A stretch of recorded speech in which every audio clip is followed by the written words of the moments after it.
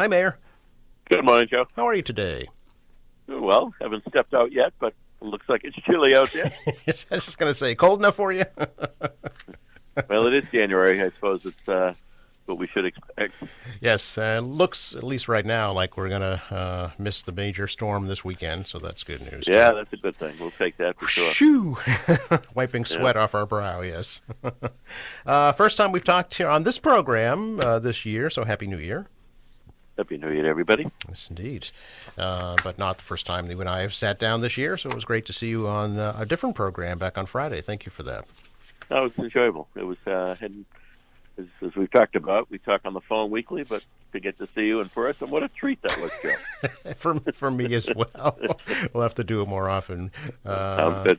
But mostly we talked about, now that it's 2025, Quincy 400 is here. Yes. Yep. After talking about it all these years. Yep. Here it is. It's another reminder how time goes quickly. But it is here. We're excited about it. The team's excited about it. Yeah. We'll have more to say soon. Tomorrow, the new exhibit opens up in the museum at Old City Hall. So if you could tell us a little bit about that. Yes, hats off to Bob Damon. Bob worked very hard on this. And as we talked about before, the museum wasn't meant to be a stale museum of the same stuff, but we're going to rotate things in and out, perhaps some permanent displays, and then perhaps at different subject matter at different times. So Bob recommended, it made perfect sense to me, that we take all the stories, the pictures, and the history of the 300th when the city came together, and I think in 141 days planned and executed major celebrations. I mean, a huge pageant reenacting a number of the historical moments up at Pageant Field, an enormous parade. I know you had a picture up the other day on Carly and Quincy showing one of the floats. So it was, hundreds and hundreds of Quincy residents were involved in it. It was pretty cool. So it tells that whole story, which of course tells the story of the first 300 years a bit, in the display at the Old Town Hall. So we certainly encourage people to pop by. Yeah, it opens tomorrow. It'll be open Thursdays, Fridays, and Saturdays, and is free.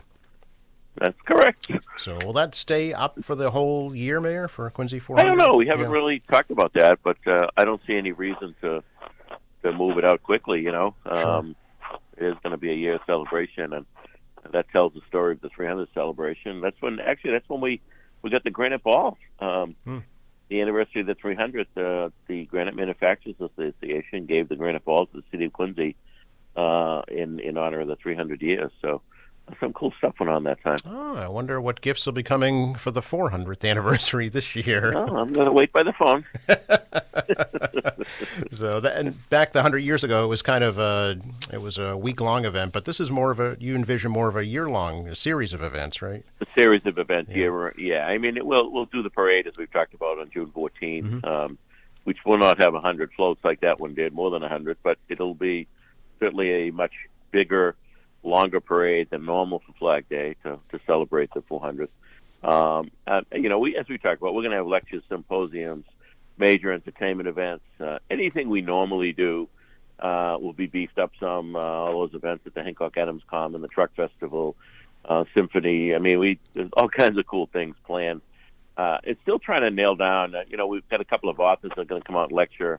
As I mentioned before, working on the symposiums with Charlie Baker and General Duntford and head of education Upperwood, Catherine Craven, on different subject matters. But they've all committed to it. They're trying to work in their schedules when to set up those panels and to get the guests to come out and so forth. So we're going to try to get as much baked in as we can and hopefully have a calendar within a week or two. Okay. And then, there'll be things that'll just pop up along the way that once we get things nailed down, we can then open it up. A couple of major events at the stadium venue this coming summer with some big acts. It's going to be a fun year, fun year. Well, you've said that several times. Let's have some fun. So it sounds like you're ready. Yeah, well, I've been in government a long time, and I've been through the cycles of bad fiscal times. We went through the COVID times. I've also sensed the tone of folks over the last few years. It's been a little more challenging for people out there. So let's all come together as a community, have some fun, have some laughs, and enjoy ourselves. I'm assuming that at some point the governor, lieutenant governor, the state delegation will be involved this year as well. Yes, Yeah. absolutely. And everyone's going to be invited to be part of this in some fashion. But we'll see. We'll see how schedules go. Sure. As we talked about last Friday, also, I know part of the hope was to get the Adams Presidential Center off the ground this year, and I guess the changes are happening at that little bit of a modification. Yeah, so we're really changing up the location piece as we talked about the other day, and trying to nail that down. Talking with individual city councilors and the head of the APC and the chair of the board, and trying to come up with an alternative that would be less expensive. I mean, originally we were looking at, as you know, taking land on Adams Street, which when I thought we would be getting some additional community ARPA monies, and it wasn't such a big issue financially, but that money is pretty much dried up from the county. So we are, I don't want to incur 15, 18, $20 million in city costs to create a site for this. We're looking at other options, and it's going to be a partnership between the APC and the city of Quincy, which is great because there'll be all kinds of educational programming. It's going to be a great resource for the city, for the Commonwealth for that matter. I think it'll be a national place in the end. We want to get it right out of the box, Joe. And so we'll have more to say on that in the coming weeks. Okay, all right. Look forward to that. I know that you had hoped to have a performing arts center at some point in Quincy Center. Is anything happening with that? There's still a lot of background work going on with it, but we have not identified a site. We're trying to figure out what makes the most sense financially. One is the type of building and what it includes, what the city can afford, and then, of course, we will look for corporate sponsorships. But also, as we're dealing with the development going on in the center, what location makes the most sense that we're not giving up a location that would generate, millions in property taxes, at the same time recognizing, we need a spot in the downtown to pull this off. So we're still working through that. It's a difficult exercise, quite frankly. All right. One thing that will be happening, though, is breaking ground on a new Squantum Elementary School later this year. Yeah, I mean, it's going to be a big year. In addition to having fun and all, for the city, the infrastructure side, it's a big year. Yes, we had a community meeting last night in Squantum. Our team presented to the neighborhood, took questions.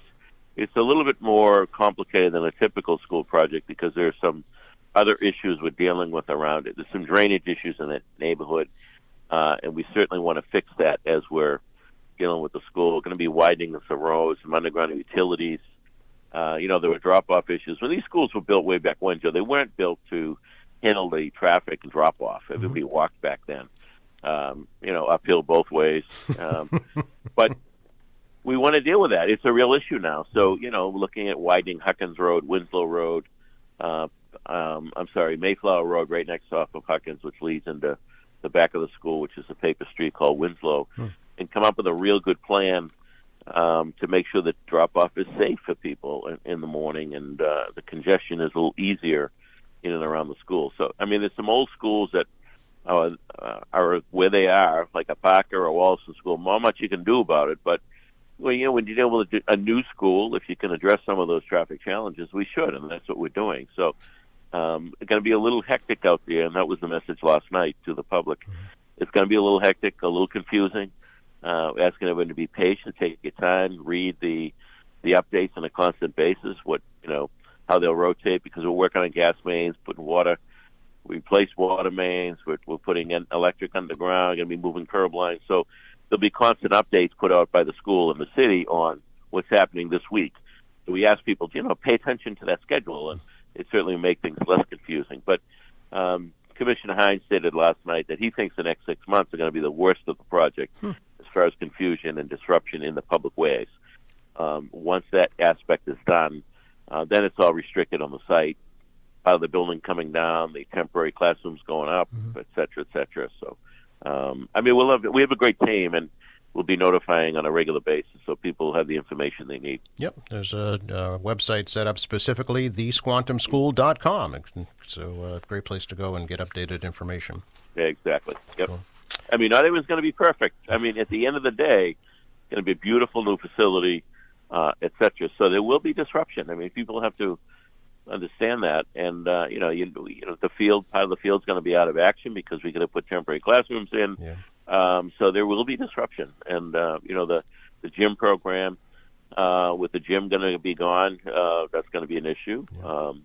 Elections, voting, working with city clerk, try to figure that out. So there's complications to it more than just building a new school. Yeah, it's kind of similar to the Southwest Middle School project that was built right behind the old schools.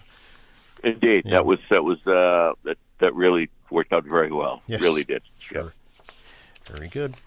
Mayor, I know that there'll be some other things happening this year. New animal shelter, new public safety complex, new.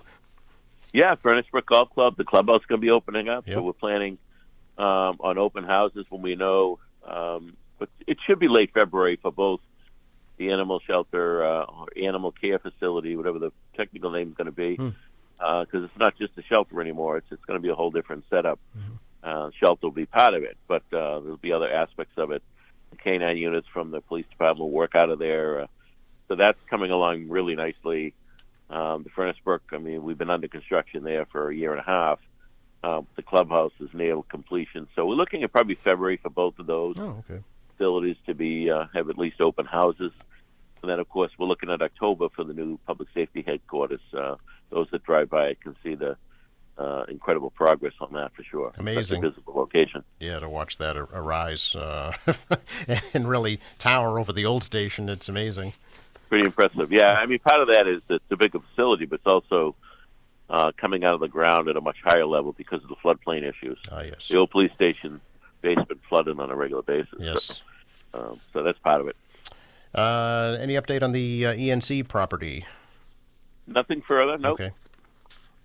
And anything else you'd like to add this morning?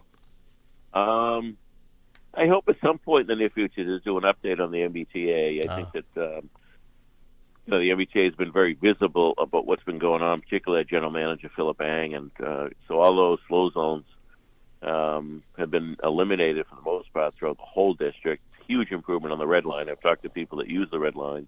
They're very pleased with the progress that's made there. So, a lot of people don't know my role with the board. So at some point I'll probably present to the council update on the T from my perspective, the advisory board perspective, which is who I represent on the board of directors. So we'll be doing that probably in the coming weeks when we can work that in as well. A lot going on. Yeah, indeed. I look forward to that. Maybe this will be the year of the ferry. Who knows?